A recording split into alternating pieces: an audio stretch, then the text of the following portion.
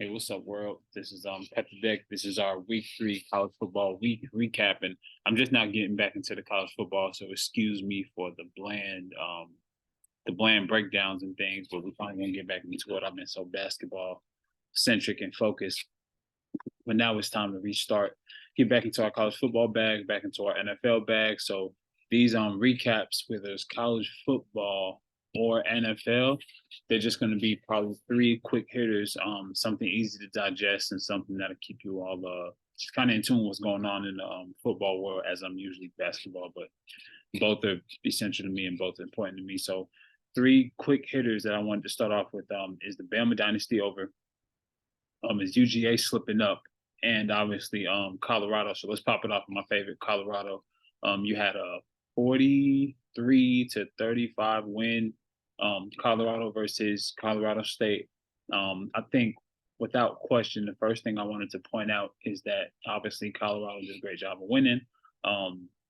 Shout out to number 8 from Colorado State, with the exception of the bad play. I think Mohamed Kamara, he's definitely going to be playing on Sundays. With the exception of the dirty plays and things like that, I think if he can clean that up, he'll bode well as a day 1 or 2 guy in the NFL draft. But he did exceptionally well from their team.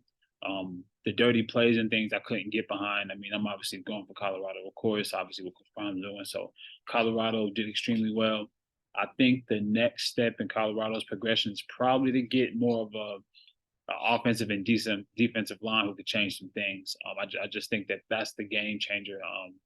Yeah, there wasn't too much pressure being put on that quarterback from Colorado State, and also I think number 8 from Colorado State, as well as someone else I couldn't really point a finger on, but I think they did a good job of pressuring the quarterback and all types of twists and stunts. The defensive line is overpowering the center over at Colorado. But other than that, I think once Colorado gets either an offensive line or a defensive line or both, I think that should be the focal point in the transfer portal and obviously in the recruiting process. But I think Colorado with this upcoming schedule, Oregon, USC, teams like that, um, I want to see them crack the top 10. I don't know what that's going to take. They were just 18. They moved down to 19. I don't know why. Maybe someone should help me explain. Should explain why. How do you win, but then move down?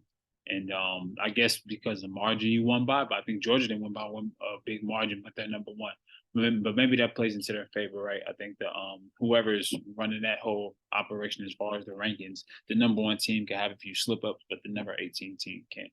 So that's the thing. I want to see Colorado crack the top 10. Can they crack the top 10? Let me know in the comment section. Is the Bama dynasty over? I don't think so, but I think a change of approach is necessary. I mean, there seems to be no pride. Like I remember a time when Alabama was spanking people 3-4 touchdowns, and then on the sideline, the players are still frustrated at each other for minimal mistakes. I don't think the dynasty is over on the fact that when everybody beats Alabama, it's a celebration in itself. The fact that we beat Bama, so it's like the fact that you do that, that means the dynasty is not really over. So to say the dynasty over is false, but I do think there has to be a sense of urgency as far as like whether in the recruiting process or just amongst the players. Like I just that Bama pride is just not there. The Reuben Fosters of the world, the Derrick Henrys, the Eddie Lacy's, the Bo Scarboroughs, like those guys, like really, like they really presented the Bama standard. I just don't know if that's there. Maybe I don't know. I don't know what's going on, but I really feel like Bama the dynasty isn't over. But there has to be definitely like some refocusing to do, given the fact that I think at this point, I guess really the schedules are about to get really hectic and tough. I think they go to Ole Miss next, so it's just like it's time to like it's really time to change some things over at Bama, especially if they want to stay on top. But I have no doubt in my mind that Nick Saban get the job done. The third thing is UGA slipping up. So again, I haven't really paid much attention to college football. Obviously, Coach Prime got me tuned in every damn week, so I haven't paid attention. And excuse me if the arguments are a little bit general. And I know as time goes on, I got to get my feedback wet with it and kind of go in depth and see what's going on. But UGA and their play calling. So to my knowledge, and again, I've been out to college football. Like I don't know, I haven't been paying much attention to it. But what I do know, is that the play calling on UGA's behalf, and again, their sense of urgency to turn it on could be a bit better. I mean, I don't think it's time to be extremely worried, but a sense of urgency as conference play starts to come into um, play is as conference play is about to start. Like I think a sense of urgency is huge. Um, the Mike Bobo thing, I think everybody on Twitter was slamming him. He's not really doing a bad job, but this is the different University of Georgia as he's used to it. You know, back from '07 to 14. Um, I don't know. Again, I got to get back into it, but the play, I guess the play calling was it, is it the play calling? I don't know if it's the play, but I do think that there could be better decisions made, and just getting out to a way better start. It seems like the Todd Monken, I think that guy was very I think he was very methodical in their approach offensively. And so, excuse me. I've been out the I haven't paid so much attention to college football. I got to get back into it. I mean, next week is going to be a lot better.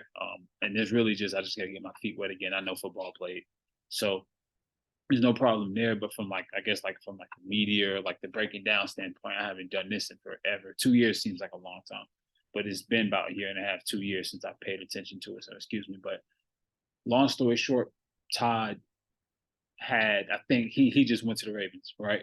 And correct me if I'm wrong. He just went to the Ravens.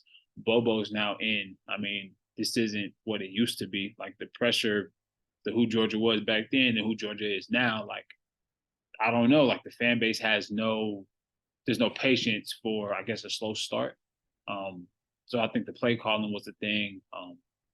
Are we worried? No, but it's like you're number one now. So when people beat you, it'll be a Super Bowl because you are the number one. You are back to back. But there's no doubt in my mind. The only question I have for Georgia, who's the leader? Like who is the number one player? And I think on those past teams, you kind of knew who those guys were, whether it be on offense and defense.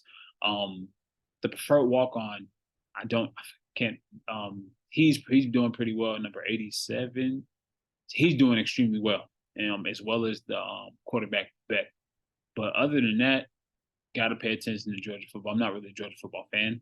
Um, yeah, I watch a lot of Georgia Tech, and obviously Colorado is like the team I'm watching for damn sure. Shout out to Coach Prime. But other than that, I mean, those are the two. Those are the three things I had. Can Colorado crack the top 10? Let me know in the comment section. Is the Bama dynasty over?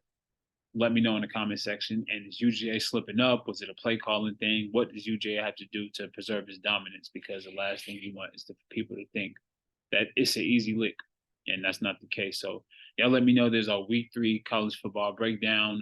Again, there's very general arguments, but as time goes on, I just got to look back into things and obviously do a lot more studying, and then these will be way better. We'll go in depth, have probably some video breakdowns. Yeah. So other than that, man, like, comment, subscribe, watch the channel. Appreciate it.